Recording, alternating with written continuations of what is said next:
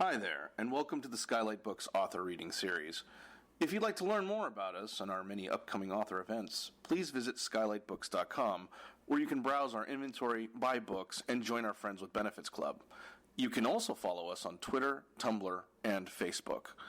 To speak to a real live bookseller like me, please call 323-660-1175. Thanks for your support, and enjoy.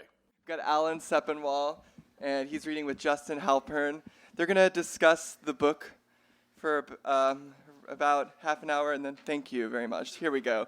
Justin Halpern is the author of the #1 New York Times bestseller, Shit My Dad Says, inspired by his massively popular Twitter feed. He lives with his wife in Los Angeles. And Alan Sepinwall is the chief TV critic for Rolling Stone and the author of Breaking Bad 101. His thoughts on television have appeared in the New York Times, Time, and Variety. He lives in New Jersey. Please join me in welcoming Alan and Justin.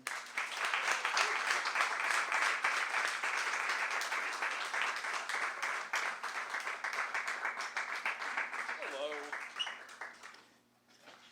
It's a good crowd, Alan. It is. Thanks for coming, guys, on a Sunday afternoon. We appreciate it. So I will, I'm going to talk to Alan for a little bit, and then we'll open up for questions. Real quick, how I met Alan, which I think is a funny story. I had a very terrible television show, and Alan wrote a very harsh review of it. And I did.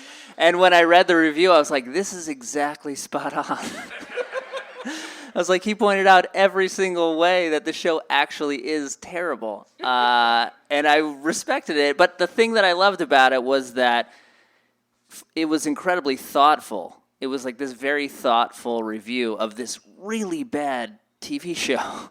And I was really impressed by it. And I reached out to him to say, in a weird way, thank you for giving such a thoughtful review to this piece of trash. And I think that's one of the reasons why I became such a fan of Alan, is if you read his work, I always say he writes about TV the way that TV writers think about TV. There's a lot of television criticism that I feel like feels like it's kind of looking at it as a piece of art, but they haven't really been able to like dig into why it's made the way it's made, and Alan just totally gets that. And so this Sopranos book that he did, it's so comprehensive, but you're like, it feels like you're in the writer's room when you read it, when you read your essays in it. And I think it's really brilliant. I wanted to start off by asking you to talk about the interview you did with Milch, where Chase, you've done a lot of Milch.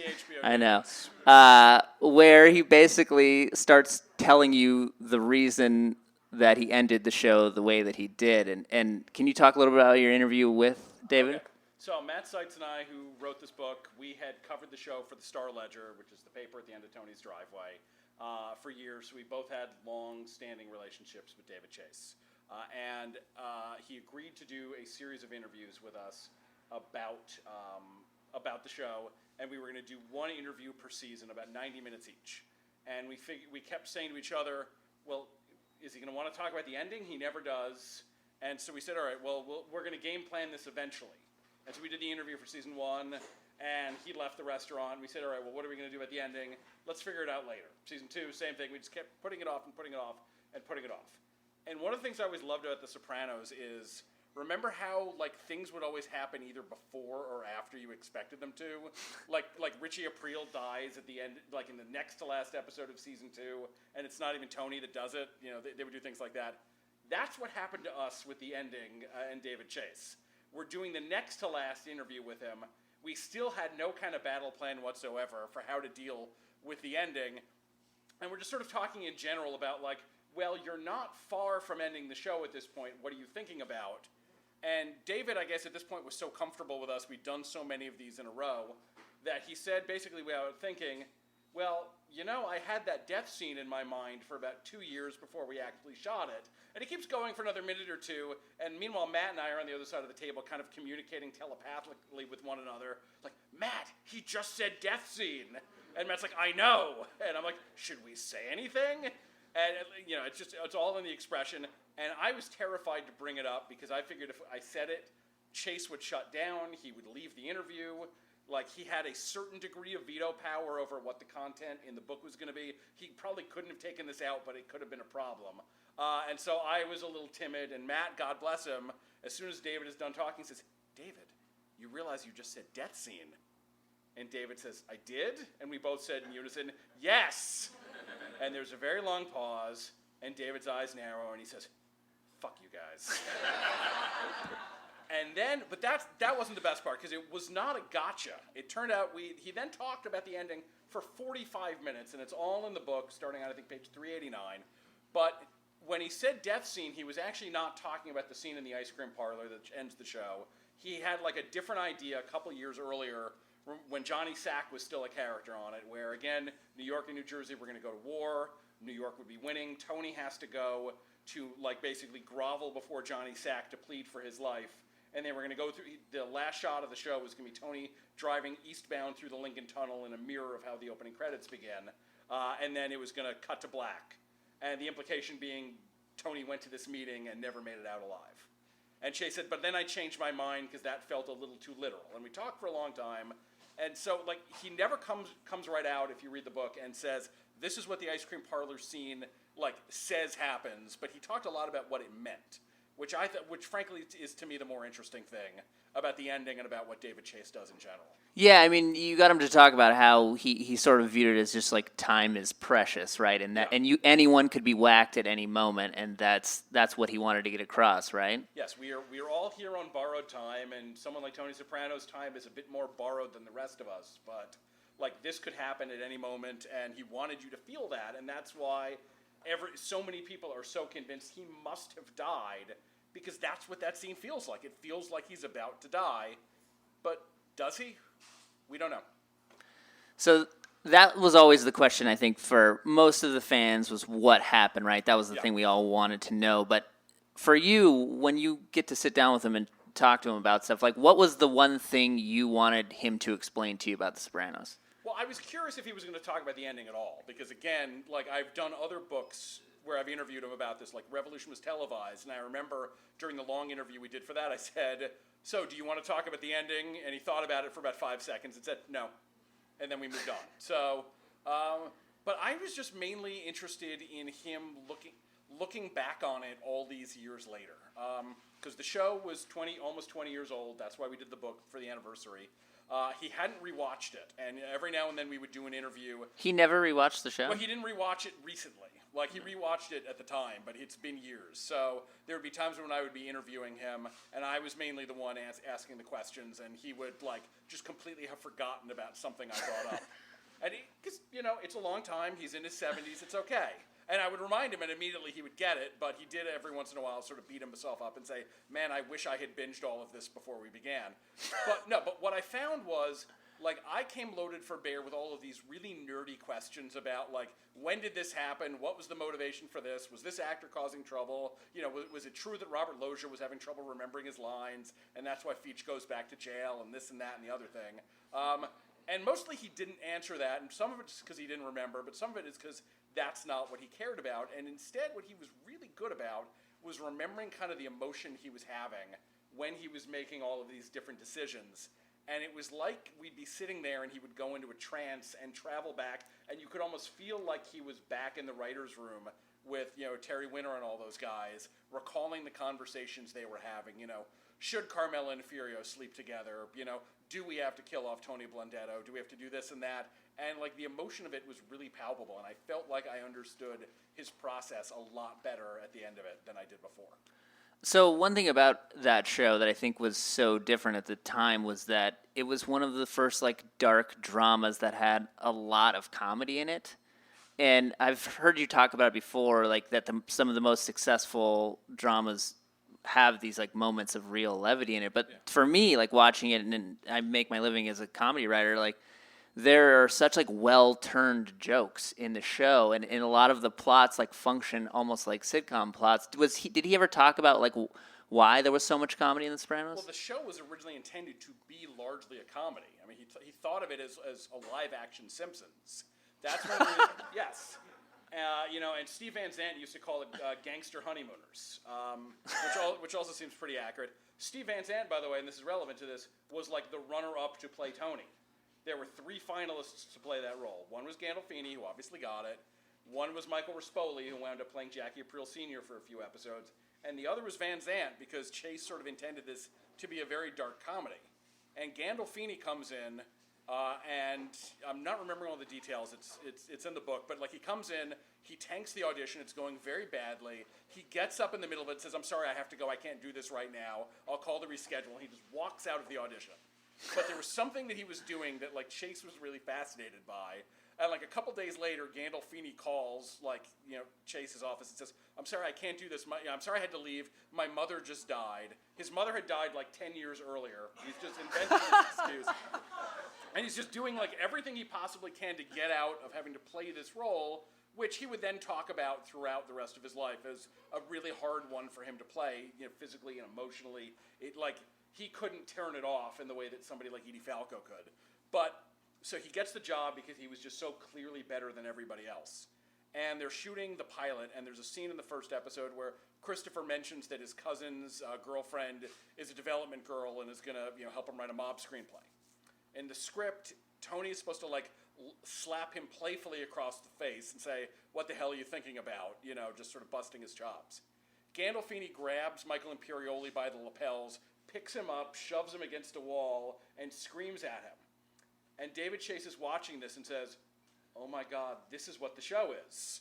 Like he took the show completely changed tonal direction because of Gandolfini's performance, but because there was all this comedy in the DNA to begin with, it was really easy for it to be funny on top of having people like Van Zandt and Tony Sirico who were just so incredibly funny to begin with. Yeah, there are so many moments where Gandolfini will just turn from this really dark performance into this unbelievable comedic turn, and I wonder how much of that was on the page and how much of it was Gandolfini. Do you know how much improvisation was in the show? There's other than that one moment and some things here and there, Chase sort of gets his back up whenever you suggest that other people brought ideas to him, other people changed things. The story I always remember him telling, he's never told me who it was about, but it's an actor one day is complaining to him, "Well, my character would never say this," and Chase gives him this look and says, "Who says it was your character?" I heard a lot of grousing over the years from Sopranos actors, they were kept in the dark about what was going to happen, especially as the show went on and there were more and more leaks about it. I did this interview with him for Revolution Was Televised about Matt Weiner for the Mad Men chapter, and I kept sort of, trying to basically feed him, set him up to say, complimentary things about Matt, and... No, and he loves Matt, and Matt is his protege and all of that. But I kept saying, well, what are some of the ideas that he brought to Sopranos? And Chase was like, none. All of the ideas on the show were mine. There were writers on the show who were really good at things. Terry Winter was really great at writing the mob stuff, and you could assign him a mob script, and he could go and do that. And Weiner was really good at some of the dream imagery and other things, and you could assign him that. But the core ideas were all coming from Chase originally, and so he didn't really brook improvisations. The only time he ever took a suggestion from an actor was when Joe Ganascoli brought him this article about a closeted gay mobster and said, "Hey, maybe Vito could be gay." And then they wrote that into the show, and then he sees the scene, and he was not pleased with the position Vito was in. And he's like, "David, that's not what I had in mind." But yeah, mostly it was a very tightly controlled set. So just sort of after The Sopranos came out, I feel like it gave license to all of the writers in Hollywood to say, I'm going to write the next anti-hero. And I wonder, and some of them, there was obviously a lot of bad rip-offs, a ton. There still are. Right. I saw a billboard for one on my way here. We won't mention that. I might know that person. But what do you feel were some of the shows that came after The Sopranos that probably wouldn't exist if The Sopranos hadn't been what it was? All of them? No, that's fair. That's an overstatement. But literally, I think that this is the most influential scripted TV show since I Love Lucy. There's so much that The Sopranos did that the business did not allow before it, that the business did not believe was even possible to do. like serialized storytelling, like having an anti-hero or an outright villain as the main character, like doing dream imagery, sort of moral complexity, narrative complexity, all of these things that are like part and parcel of every show you watch on Netflix now, of everything you watch on any streaming network, on most of pay and basic cable, even filtering down to a lot of broadcast TV. Like, I remember before, a couple years before The Sopranos debuted, the NBC had this great show called Homicide: Life on the Street, a cop show. Okay. Yeah, Des, my friend back there, we met through a mutual fandom of Homicide. And NBC was infamous. They would always show episodes of that out of order. And you could tell they were out of order because, like, a character would be talked about being dead in an episode before they aired the episode where he died. They would do things like that. And so I would talk to the heads of NBC at the time. I was like, Warren, what are you doing here? Like, you're confusing people. And they would say they had research that showed that even the most passionate fan of a show watched 1 out of every 4 episodes. So that, like, continuity was not something that people in television really thought much about. Serialization was a dirty word. When 24 was being pitched, Gail Berman had to kind of lie to the chairman of Fox and say, no, there'll be standalone stories in every episode. You don't have to worry about that. They'll just happen to take place between 12 and 1. Yes, exactly. Because otherwise, and now it's like people get mad if a show isn't serialized. Like, it's really turned in a huge way. But, to more specific, like, obvious descendants, there's Mad Men, there's Breaking Bad. Those are the 2 big ones. There's Boardwalk Empire. Now there's Ozark. There's a whole bunch. Ray Donovan. There's a lot that I sort of refer to as the bastard sons of Tony Soprano, and some of them are great. Some of them are less great, and that's okay. I definitely think that, like, the business sometimes took the lessons of the show a little too literally. It's like, okay, we need to have an anti-hero, we need to have crime, we need to have cursing, we need to have violence. If we can have scenes in a strip club, that would be great. Like, sort of just taking all of the most superficial elements of the show, as opposed to, like, those things are interesting things about The Sopranos, especially if you're watching it in 1999, when they were like such a cold, slap in the face. But that's not what made the show great. What made the show great was Gandolfini and Edie Falco and Lorraine Bracco and the acting. What made the show great was the characterization, just how deeply you got to understand the core characters of the show. What made it great was how great it looked, just sort of how deep the writing felt, how strong it was on theme, also how funny it was, which a lot of these shows have not learned that lesson of. A lot of these anti-hero shows are so glum and dour, and it's like, we demand you take us seriously. When, you don't need humor to be a great show, but it doesn't hurt. So. And have you ever talked to Chase about, like, does he talk about shows that he enjoys that have come after Sopranos? Like, is he a fan of anything that's on? I mean, he likes Mad Men, he likes Boardwalk Empire because 2 of his proteges made those shows. He doesn't watch a lot of other TV. He didn't really like TV. He'd been working in TV for about almost 20 years. When The Sopranos was created, he was basically looking to get out of the business altogether. He didn't think anyone was going to make the show. When they made it, he didn't want HBO to pick it up because he didn't want... No, he did. Like, he literally hoped that he could produce the pilot. HBO would decide it was not for them. He would then go and raise money to, like, film a second hour and turn it into a movie and take it to Cannes. That was his dream. Because he just didn't believe that TV would allow him to do what he ultimately did with it. But even having done all that, he's still sort of very jaded about television in general. Well, to talk about that for a second, because when I watch the show, it feels like working in the business, when I'm watching TV shows, I can always feel the network notes. Like, I can watch it and, like, oh, yeah, I know who said something right there to tell the writers to do that. And Sopranos was really the first show, besides Oz, where I was like, I don't feel like anybody gave any notes to this. Do you know anything about, like, the sort of process that they had with HBO? Well, HBO was like the Wild West back then because they'd done a few shows here and there, and Larry Sanders is obviously a great one. And they'd done Dream On. They'd done O.J. Simpson, First and 10, a football comedy with O.J. Simpson, including an episode where, like, he bangs on his ex-wife's front door demanding to get inside. So that's one that it's aged well. Yes, they will never rerun that one. But HBO was new to this, like, to taking it seriously. Like, it was no longer a hobby. They were doing it, but it was still new enough that they didn't really care, and they were like, we'll let Tom Fontana, we'll let David Chase do what he wants. But even early on, they would give a note here and there. So College sort of the episode where The Sopranos becomes The Sopranos, where Tony takes Meadow through New England and he runs into Febby the informant and all of that. HBO did not want Tony to kill the informant. They were like adamant. They said, David, if he kills this guy, the audience is going to abandon the show.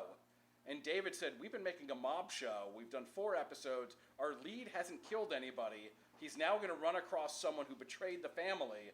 If he doesn't kill him, that's what's going to make the audience feel betrayed and walk away, because they'll think that this guy is just full of it.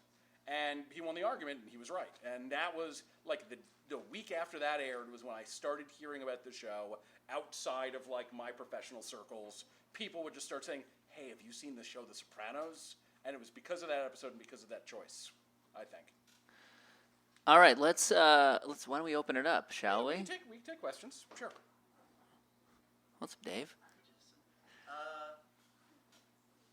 Have you seen any of the prequel yet? And No.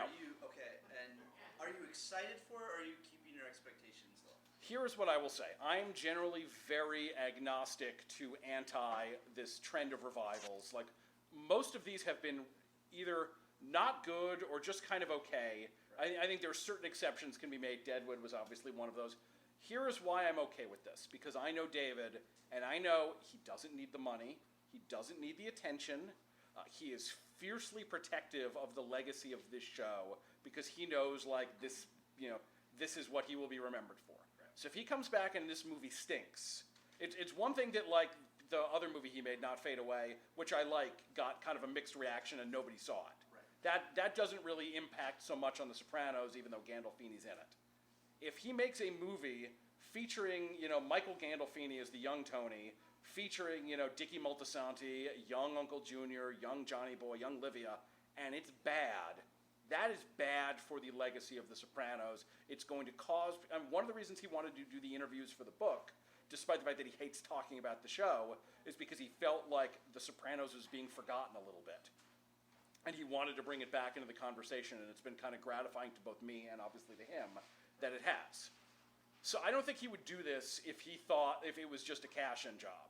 Right. That doesn't guarantee that it's going to be good, sure. But I feel like he's got to be pretty confident, and it's coming from a good place. And Alan Taylor is a really good director for that show, and now for this. And the cast that he's assembled is pretty incredible, even though we don't know who most of them are playing. Right. And the idea of Jim's son playing young Tony at some point in the movie, that's fascinating. And I've been watching him on The Deuce, and he looks so much like his dad that, yeah, it's gonna be weird, but I'm cautiously excited. Okay. Yes. Anything else?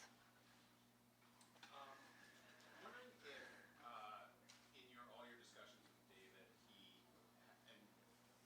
has he discussed his influences and the things Yeah. Obviously the Scorsese stuff, maybe, Yeah. I don't know. I mean, he likes Scorsese. He has mixed feelings about The Godfather, which sort of surprised me, but he goes into that in detail. He's come to really like the movie, but I remember he said when he saw it the first time, he really didn't, despite having loved the book. His influences are more sort of like French New Wave cinema of the 60s. What he sort of refers to as these real head-scratcher films. His favorite experiences, he went and he saw Blow Up with his, then girlfriend, now wife, Denise. And he walked out of it and he said, Denise, what the hell happened there? And he said, and that was a great feeling. He loved that. And you can see that palpably throughout the show. David Lynch, Twin Peaks especially, he's talked a lot to us about it in the past. Watching Twin Peaks and it being the first time he really saw something on television that spoke to him, that said, oh wow, this feels like something that maybe I can't make this, but this feels like the kind of thing I would want to make. So those are some of the influences we discussed. Do you feel like, just bringing up Scorsese, it's like after Goodfellas, every time I see a mob movie, I'm weighing it against Goodfellas and The Godfather. Do you feel like now when you watch a TV show that takes place in any, area that's even near the mob, are you thinking even residually, there is how does this play compared to The Sopranos? No, it's unavoidable. I didn't mention the Shields before when we were talking about the Descendants. That's another one. Just sort of any show where especially if like the main character is an angry middle-aged white guy engaged in some level of criminal activity, you can't not think of The Sopranos. If he has a disapproving wife, even more so. But it's funny you mention that because like Goodfellas hung over this show in the development process because it was relatively recent at that point. It was less than a decade old. Most of the people they wanted to cast had been in Goodfellas, so some people didn't get into the original Sopranos cast because of that. Frank Vincent was the runner-up to play Uncle Junior, and Chase said at a certain point we had too many people from Goodfellas, so they went with Dominic Chianese instead, who'd been in Godfather Part 2, because he was the only Godfather person. There are 8 Italian actors, and they all do Yeah. everything. And it's weird because Scorsese then made Boardwalk Empire with Terry Winter, but it's unclear like whether he ever actually saw or what he thought about The Sopranos. They tried to get him to play himself in that scene where Christopher and his buddies go. Couldn't do it. I liked it. Yeah, and they couldn't get him to do it, so they just got a Scorsese impersonator. So Chase has never had a conversation with Scorsese that you know of about the show? It didn't come up. I mean, I'm not sure we ever asked it that specifically. Which we probably should have in hindsight, but it was these were like these 90-minute conversations over like lunch at a French restaurant on the Upper East Side, and they would be very wide-ranging, and it's two of us doing the Q&A, so sometimes obvious follow-ups like that were not asked. All right. What I'm saying is I suck. That's what I was trying to get at, Alan. Thank you. Thank you, Justin. Did Chase ever say if you have a favorite season? And I was curious what you have a favorite season. He didn't talk about it that way. I mean, I think like the first season is kind of like the first novel or the first album. Like he'd been dreaming this thing up for a long time. He'd been planning it as a movie. Like the relationship between Tony and Livia is based on the relationship between Chase and his mom, who's maybe not quite that awful. Certainly never tried to have him killed, but so there was a lot of that built in. And then after that season, Livia is only in one more season and is barely involved because A, they'd written her into a corner, and B, Nancy was getting really sick by that point. I think he feels like the last season or so, he didn't quite come out and say it, but it feels like that was the point when he was really starting to get to stretch what the show could be, what he could do, what TV could do. And even though that final arc is maybe not as exciting as Tony versus Uncle Junior and Livia, or the Civil War in New York, or some of the other things, those individual episodes are amazing. And so if you had to ask me to pick a favorite season, it would either be the first or the 7th. So, Did he ever talk about how the show might have been different had the actress playing Tony's mom gotten sick? yeah, we talked about that. Well, first of all, I asked him, like, if you had known, he knew going in that she was sick. Like, she was coughing at the first audition, and she was very upfront. She said, look, I'm not doing well, and I kind of need the job just to pay for the health care. And I said to him, like, if you'd known that you would really only get 2 seasons out of her, would you have gone with someone else? And he said there was no one else. She was so much better than anyone else who came into audition. Like, we're all just sort of like doing these bad, Italian mother impressions, and she just seemed like she was his mother. So he was never going to choose anybody else. But when I said, like, well, what would you do? He said, well, there was a problem, which is, like, again, they'd written her into a corner. She had tried to have Tony whacked. Season 3, before she died, they were planning it, is, if you remember, season 2 ends, she gets arrested with the stolen tickets from the Rico thing with the Davy Scatino's sporting goods store. And so season 3's main arc was going to be Tony has to be nice to his mother. Tony has to suck up to Livia to get her to not testify against him. And I guess if they had done that, she would have been a little bit like Uncle Junior going forward, in that she would have been a presence on the show who caused him a headache and was there for comic relief, but not really central to the plot anymore, because I'm not sure they could have. I think there's to a degree to which she was a great character and a great actress, and it was a huge loss. But I think the show might have run in place a little bit if she had stayed there, and her passing away forced them to reinvent themselves, as sad as it was that she was gone. It really was, I think, like one of the best mother-son relationships that's ever been on TV. Yes. Like, you don't need to know anything about the mob to appreciate that woman. Like, there's a scene, I forget what episode it is, like he goes to see her at the nursing home, at the retirement community. And he goes to see her, and he's brought her these macaroons. And she's immediately like, why are you bringing me these? I don't want these. What are you doing? And she's complaining about everything. And they have this long conversation that's going, and everything he says is wrong. Everything he does is wrong. He cannot win her approval in the slightest. And as he's getting ready to leave, she's like, leave the macaroons here. Like, she always wanted the macaroons, but she was going to bust his balls as much as possible, until, she got them.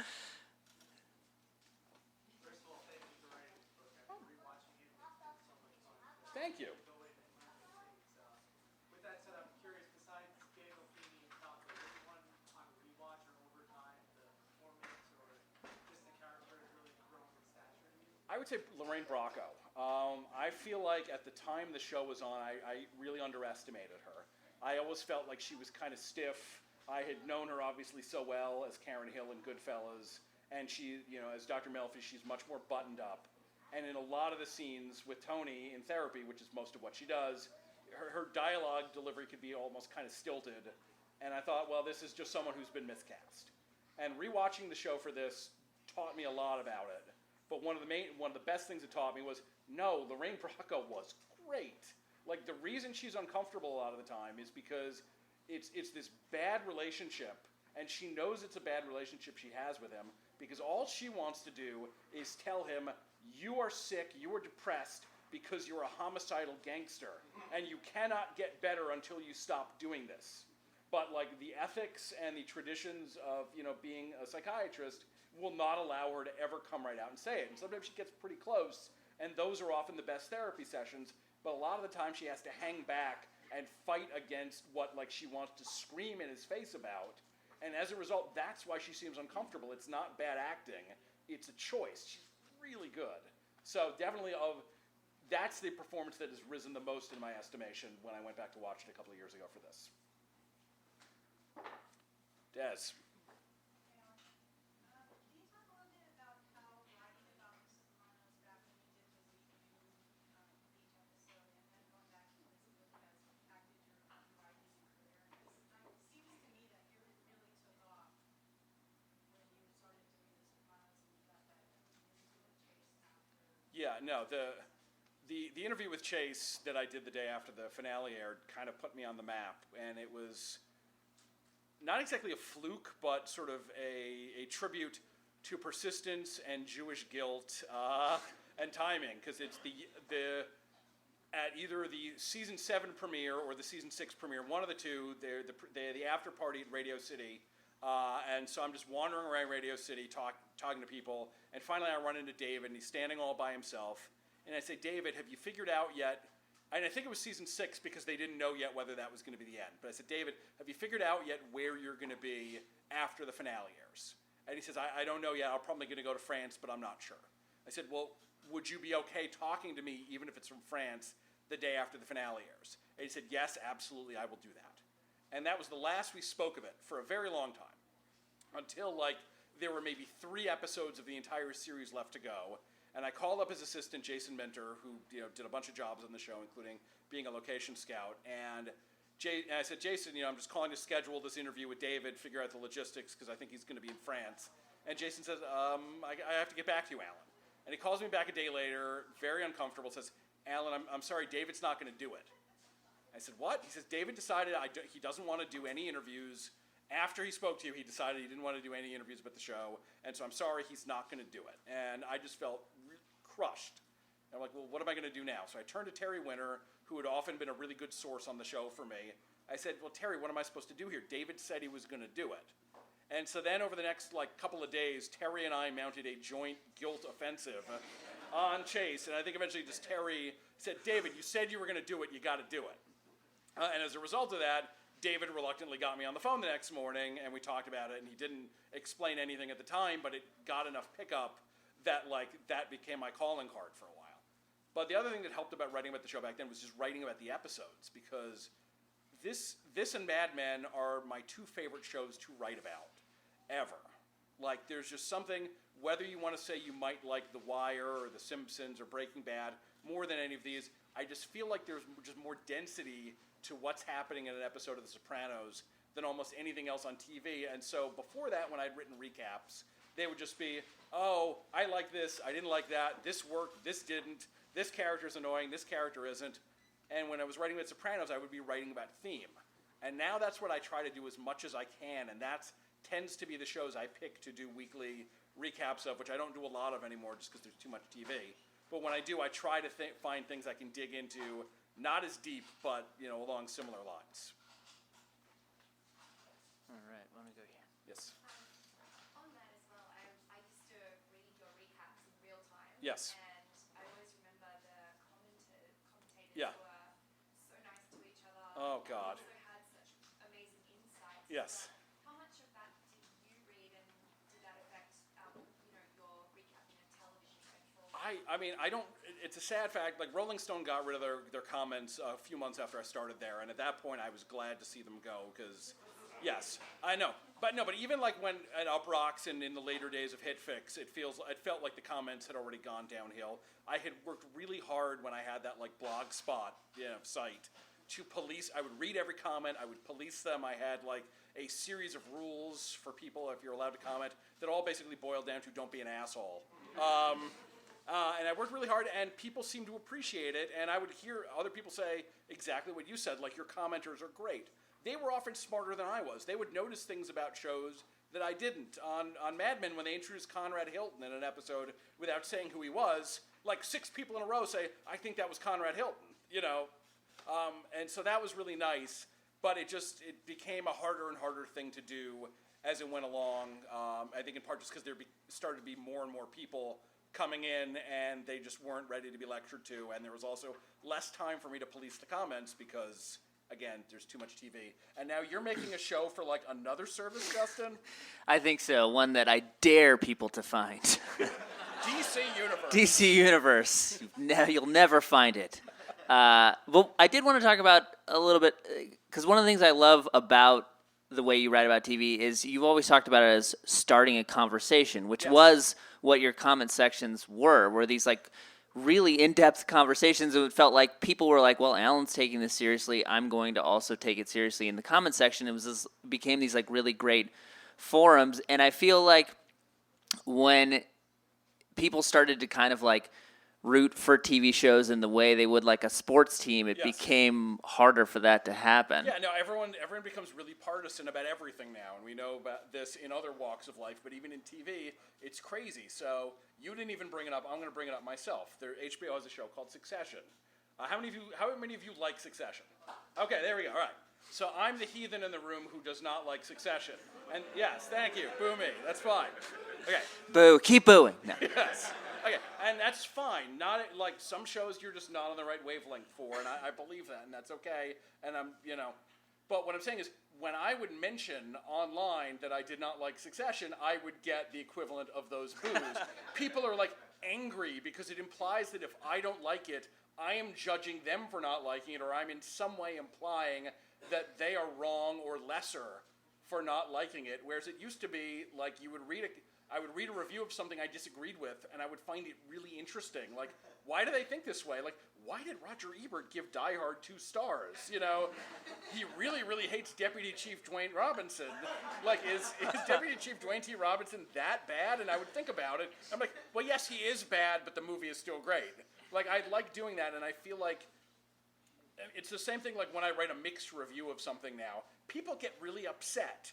They're like, was it good? Was it not good? Should I be watching it? And I'm like, read the review. I think some parts of it work, some parts of it don't. If the parts I describe working sound interesting to you, maybe you can watch it. But everyone just wants to be like team this or team that, and it's kind of a bummer.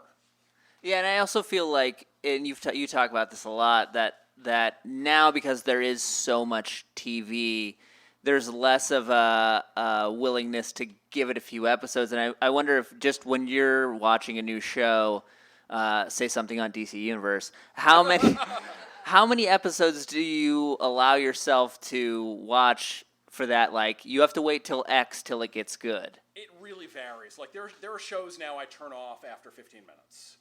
And sometimes I'm wrong. Like, sometimes I turn off a show after 15 minutes, and then I hear a month later, oh, you should go back and watch it. It wasn't what you thought. But, like, I'm not writing about the 15 minutes I watched. And that's sort of how I justify it is. Like, if I'm going to review something, I will watch a bunch of episodes. Maybe not all the ones I've been given, but I'll watch a lot. But in terms of how much patience I will give a show, it really, there's no formula, because some of it is just how much time do I have? Like, right now it's summer, it's a little bit slower, so I will watch more episodes of something than I would in, say, September. Some of it is, do I like the show that I think it could be enough to wait for it to become that show? And sometimes it becomes that. Breaking Bad became that. Clearly, the first season has some ups and downs, but it became that. Parks and Rec became that. HBO had the show called Hung with Thomas Jane as like a male gigolo, and I'm like, I kept feeling like it was on the verge of getting over that particular hump. I'm sorry, that's bad. I felt like it was on the verge of crossing whatever line I wanted it to cross, and he never did. But I watched at least 2 seasons of that show because I always felt like it was close, even though it was never really working while I was watching it.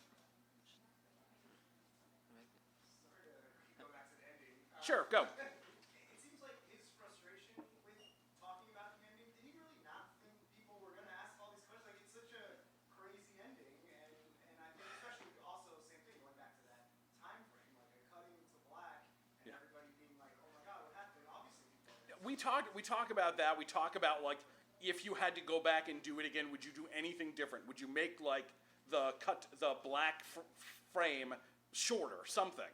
And he's like, no, I stand by everything I did. No, he does. Like, but you gave him truth serum. Do you think he really believes that? yes, I think so. But it's very frustrating to him. And what happened after the book was published was exactly what he was afraid was going to happen, which was someone read an early copy of it, published a story saying, Chase says Tony dies in final Soprano scene. And then everyone else on the internet, without reading the book, wrote up stories inspired by that first story, saying, a new book claims Tony Soprano dies at the end, according to this other guy who read it. And so it was exactly what he feared it would be. And he actually had some second thoughts and tried to talk us into cutting that whole section out of the book before it got published.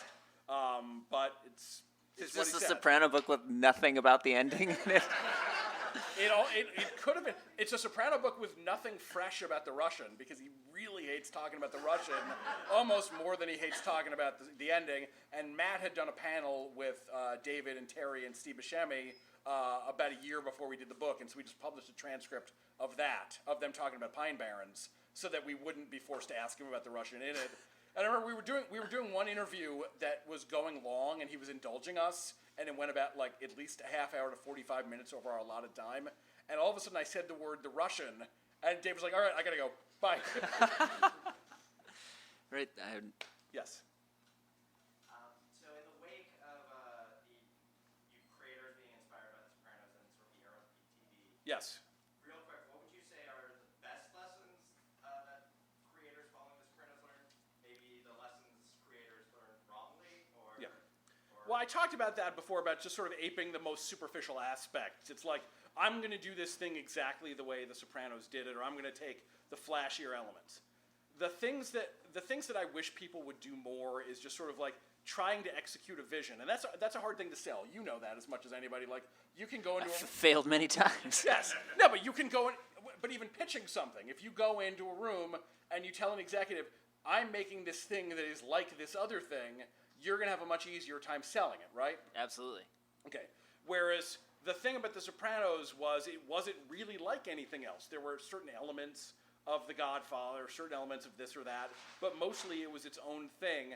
And some people are still doing that, I would stack The Leftovers up against some of the better things that The Sopranos did. So there have been some shows, Fleabag, Atlanta at its best. Some people are able to really just do something brand new, just not enough. There's a lot of really B+, A- shows in peak TV that are very good examples of a kind of thing, but not special enough that I imagine I'm going to write a book about them when they're approaching their 20th anniversaries. Going back to that, would you do this again, you think, in the future? Would you do another, knowing how much work you put into this, would you do another book in the future? Probably. I'm taking a break from book writing at the moment just because I've had... Doing these is all consuming on top of having a day job, and I've had some stuff going on at home that needs to be tended to. So it'll probably be another year before I start writing something, but I'm going to do another book. Matt and I had talked about doing a Deadwood book together, and we went and we pitched it to several publishers who we've worked with in the past, and they all said they didn't see enough of a market for it. So Matt, at that point, he got my blessing to go off and do this Kickstarter about it, and he raised $150,000 from people who want to get the book. So clearly there was a market for it. But it's tough. When I tried to sell The Revolution Was Televised, nobody wanted it. I think one publisher offered me like barely anything. I published it myself. That wound up taking off. But in terms of doing a book specifically about a show, I would have to think about the show. Like I could probably do a Wire book tomorrow, but like where I just take the old essays and put them into a book form. That almost feels a little too easy, but I could do that. Thank you. All right, so maybe I'll do that. One of the things that was sort of fun about this, as opposed to the Breaking Bad book, which was also fun to do, the Breaking Bad book, it was mostly the things I had written online, cleaned up, some rewriting, but maybe like 15% of it was completely new. This, like 90% of it is new. There's a few essays here and there. There's one for an episode called The Ride, which is the one where like the carnival ride breaks down while Janice and the baby are on it. That's almost word for word for what I wrote for the Star Ledger back then. Almost all of it is stuff Matt and I wrote for this book, which was really fun to do. So I would have to find a show that people care enough about to want to buy it, and B, like that I love enough to want to write this much material about. And that's hard to do. Like, I'd love to write a Leftovers book. I think that would be a very hard thing to sell to a publisher again. So I will figure something out. What? A homicide book. I will consider it, Des, for you. Do you think that, I mean, we're in peak TV and there is too much content. Yeah. But, do you think that within the next 20 years we'll ever have something that approaches another Sopranos again? Not the Sopranos again, but there's Elvis and then there's the Beatles and the format keeps evolving. I mean, do you think someone in the future can blow up the medium again, even a third as much as Chase and his people did? Well, I mean, on a level of popularity, Game of Thrones far surpassed what Sopranos did. It's not remotely as good a show. I enjoyed watching Game of Thrones, but it's just not. That's going to be the hard thing, is finding a show that can be as great as The Sopranos was and also reach as large of an audience as The Sopranos did. And the fact that it was one of the first of its kind gave it an unfair advantage that show X coming down the pike now is just not going to have. So it's going to be really hard. I believe one day we will see a better drama than The Sopranos, but how many people are going to watch it? Don't know. Thank you. Sure. Did you speak to Robin Green, or have you read her book? I have not. Her experience on the show? No. We could have done something where we went and talked to a lot of people, but I think once Chase agreed to talk, knowing sort of how sort of deep his roots were in every aspect of things, it seemed like it made more sense to just do here's a section with essays on every episode. Here's us talking to David. Every now and then I would reach out to some other people. So I would reach out to Terry if David didn't remember something. I talked to the show's casting director, Jason Minner, a handful of other people here and there to fill in some gaps, but that was about it. Yeah. Why are there certain things that would be of interest? She talks about her experience in the writer's room, but also, I mean, she was on 5 or 6 seasons. Yeah. And her husband as well. Yeah. And she gives great insight into how he ran the room. Yeah. But also the relationships he had with people on the show is really interesting. Yeah. And always at a distance. No, and he talks about he talked about Robin with us for a while, because he said basically the reason Carmela didn't sleep with anyone until season 5 was basically because Robin Green would not allow it. You know, sort of the one of the rare instances where he let himself sort of be bulldozed by someone else on the staff, because she just kept arguing, no, Carmela wouldn't do it, she wouldn't do it. So. Yeah, I mean, it is interesting just in terms of he's such a big personality, not, outwardly so, but in a writer's room, I can imagine that he's such a big personality in a writer's room. And I wonder, did he ever talk about, like, the rewrite process? When you get a script back, would he just take it by himself and rewrite it, or would it be... It kind of varied. Like, if you look at the season 4 scripts, for instance, in the back half of that season, they were running into just a lot of problems creatively. And so every episode has, like, 4, 5, 6 names on the script, which is never a good sign. That's just not good but that's what was happening, because they would sort of send people off piecemeal, and Terry would write the mob plot, and Robin and Mitchell would write what was going on in Tony's and Carmela's marriage and things like that.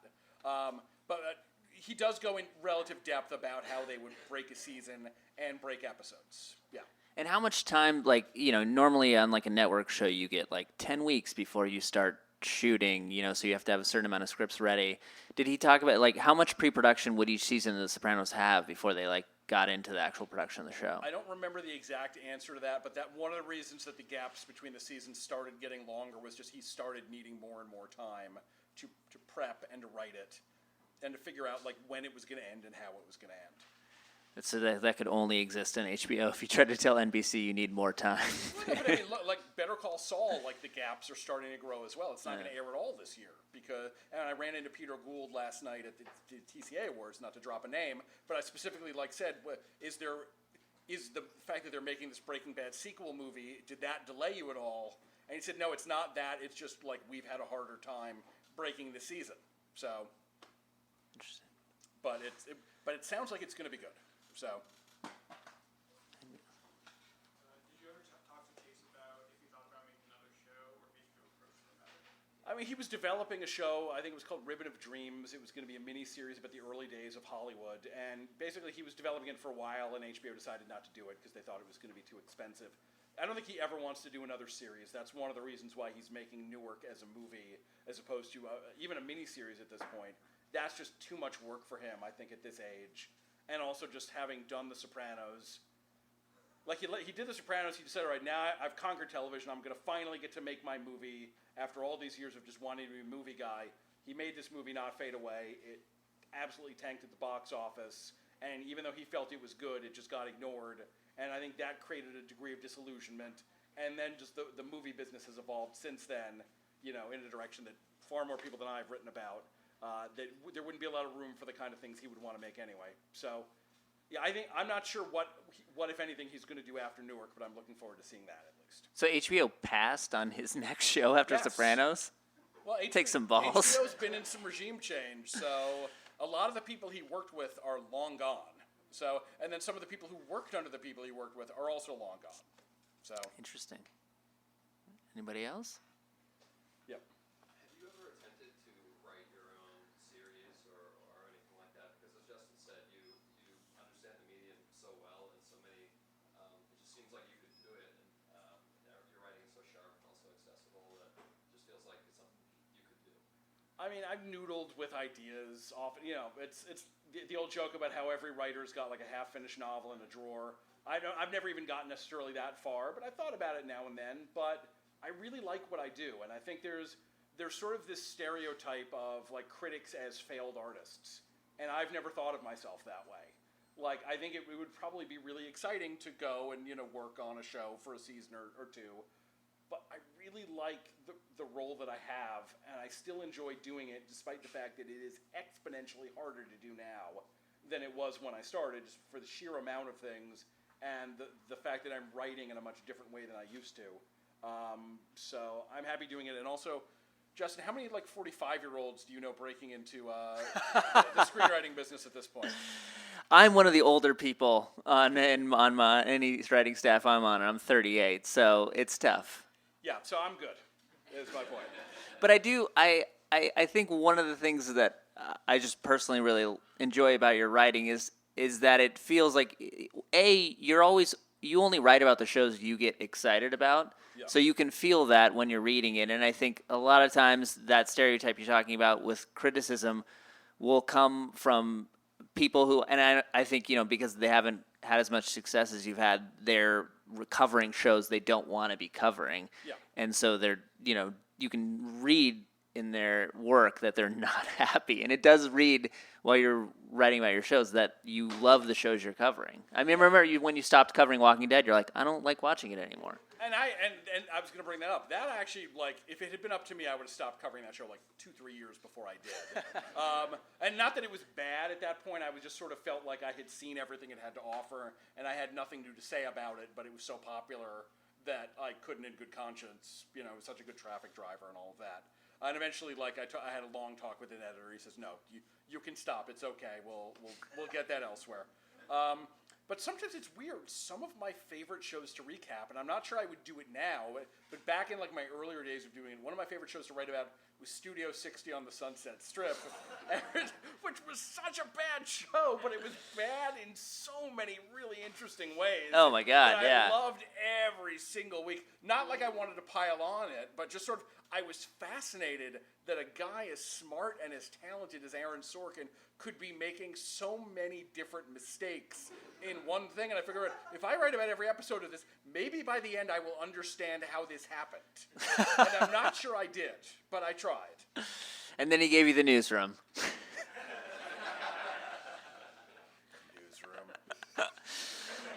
I'll still see tweets occasionally like, imagine what the newsroom episode about, this scandal would be. And no, thank you. When you just that the newsroom was set 18 months in the past. Yes. Have you ever seen a show make such a weirdly specific choice as that? I mean, I think Treme was set like around a similar distance, but that was done because it wanted to be tied to Katrina. This was done so that Sorkin could kind of make all of his characters seem smarter than the actual news people of the time, because they all had the benefit of Aaron Sorkin's hindsight. It was As a person, the guy's a genius, but he has some really big blind spots. Yes. I love that your recaps of NYPD Blue are still available. Oh yeah. I was just curious what your thoughts are with ABC bringing the show back. Well, we don't know that they're going to bring it back yet. The pilot is being retooled. And this is where I just saw David Milch last night. We gave him a Television Critics Association award. And so that was sort of a special thing. That's really the reason I'm here in California and doing this book event today, was because I wanted to come give him the award last night. That's a very special show for me. And that's one where I'm really skeptical of the idea of them doing a revival. I have seen a draft of that script, and it seems very much in the vein of, like, did you watch that show all the way to the end? Yes. Okay. So the show by the end, not that it was a bad show, but it really was not the show it began as. It was just sort of, here's a like very good meat and potatoes police procedural where Dennis Franz is playing someone who is named Andy Sipowicz and says funny things, but is not really, bears very little resemblance to the guy when the show began. That's what this script felt like. It's not a sequel to the David Milch version of NYPD Blue. It's a sequel to, the show it eventually became when not nearly as many people were watching. And, I'm nostalgic. I'm a sucker. That show made me. It made my career. So if it ever does get on the air, I will watch every episode of it. But I'm very skeptical as of now. What is your favorite show to write about now and why? Let me think. The weird thing is a lot of the shows that I feel like I would love doing weekly stuff about are on streaming, and so I can't. Like, I wrote like a 4,000-word essay about Fleabag after the most recent season aired. I think it's the best thing I wrote all year. I really like that. And if that show was airing weekly, I would go to town on Fleabag. Like, I would just go crazy. Russian Doll is another one. But with streaming shows, I basically get two hits. I write something before it airs, I write something after it's done, and that's about it. Better Call Saul is still really fun to write about, but sometimes that show, The Americans, there's a couple others where, like, I think they're great, and they're obviously, like, I should be writing about them every week, but I will sometimes sit at the computer for a very long time saying, I don't know what I want to say here. Like, it's the damnedest thing with The Americans especially. Like, that was one of the great shows of the last 10 years, and it killed me, like, writing every recap of it, because it took forever, and I never felt happy with how the recaps turned out, even though I thought they were all mostly pretty good. But there was just something in the nature of that show, despite it being great, that didn't seem to mesh well with whatever my dumb process is, I guess. I don't know. We can add an undone process. We can, okay. Well, Now let's see if we have anybody else. all right, Oh. Quick last question. Go for it. Speaking of serialization, do you think recap culture and just, I mean, there'll always be critical writing and Yes. criticism of TV, but do you think the serialization is what has led to this explosion in blogs and recap culture and stuff like that? That has certainly helped. Though the funny thing is, it feels and maybe that gets back to what I was talking about before. It's kind of harder to do recaps of a lot of these intensely serialized shows because it's this thing and it's this phrase that I hate. I hate it so much, and I tweet about it. I tweet about it and write about it so often that my editor, Rolling Stone, has started ordering me to stop including it in reviews because he feels I made that point, which is 10-hour movie. We're making a 10-hour movie. Fuck you, you're making a television show. No one wants to watch a 10-hour movie. If someone showed me a 10-hour cut of Lawrence of Arabia and they screened it at the Cinerama Dome, I would walk out after 4 hours or so because I just don't 10 hours is not a good length for an intensely serialized story unless your name is David Simon or unless you worked closely with David Simon, or a couple of other people.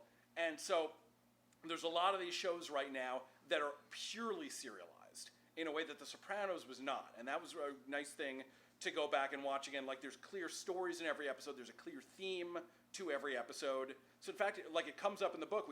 No, I think we cut it out because it didn't go in a fruitful enough direction. But we talked to Chase about this idea of the shows afterwards being more purely serialized, and he didn't even understand how that was possible. He's like, why would you make an hour of TV without there being a story in that hour and without there being a theme and something satisfying within that hour? And this is the guy who got off on frustrating his audience, and even he understood that you gotta give him something. So I think sometimes it's really hard to write about these things. Here is hour 5 of a 10-hour story.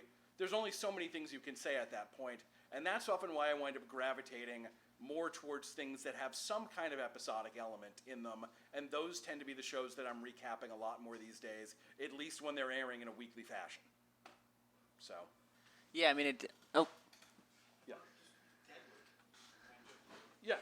How different do you think the finale would have been if they'd done it another season right afterwards, or done the movie right after the last 3 seasons ended? The time between those. It would have been very different. I mean, I've talked to actors on the show, and they read drafts that Milch wrote over the years, and they were all very different from the script that they ultimately wound up making. And I think you look at this script, and what it is it's essentially the end that season 3 had, only a little bit more definitive and a little bit more emotional. And it's also informed by the fact that it took him 10 years, plus to get back together, and the fact that Milch is very sick at the time he was writing this. So all of those things went into it. So had he made another season at the time, it would have been different themes, different stories.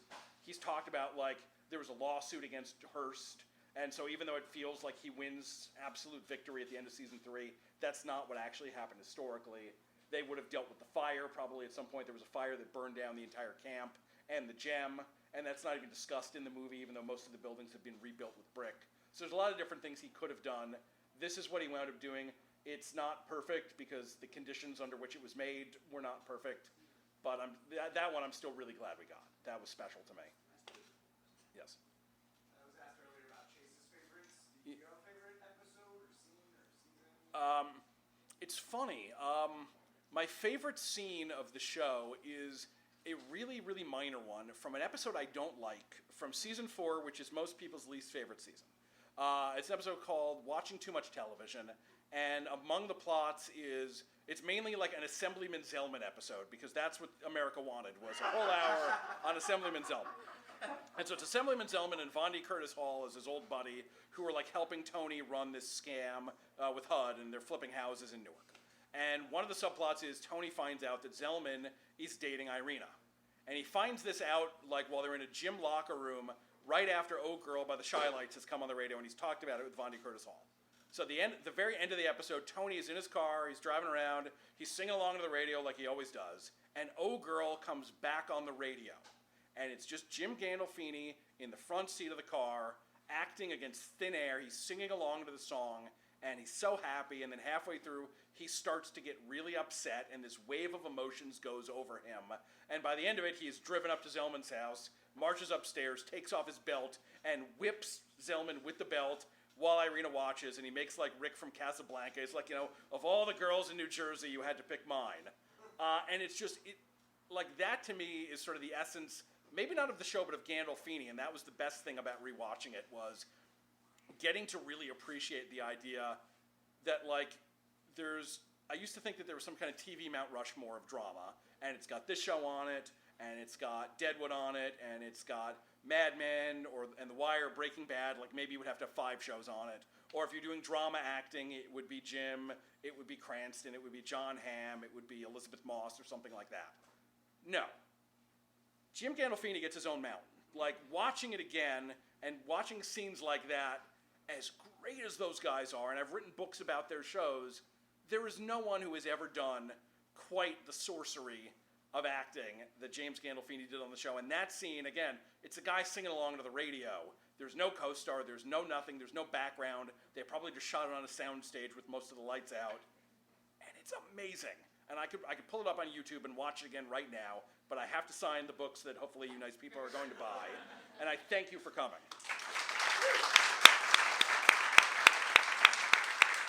Thank you. Good. You've been listening to the Skylight Books author reading series. Don't forget, you can listen to this and all of our other great podcasts at skylightbooks.com. Thanks again for stopping by, and we hope to see you soon.